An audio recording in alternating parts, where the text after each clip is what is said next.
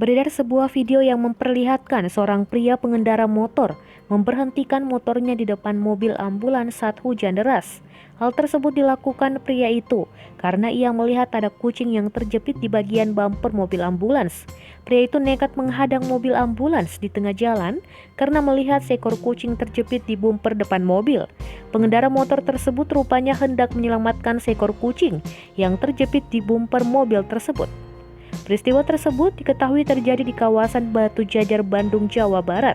Setelah berhasil menghentikan ambulans, pria tersebut nampak mengecek kondisi kucing dan berusaha mengeluarkan seekor kucing tersebut dari bumper mobil.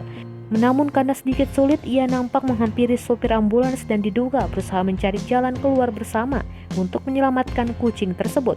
Melansir dari video di akun TikTok bernama Sherly Marlina 123, pada Kamis 26 Maret 2021 kemarin, terlihat pria yang mengenakan helm kuning ini langsung mengecek keadaan kucing tersebut di bagian bumper mobil ambulans.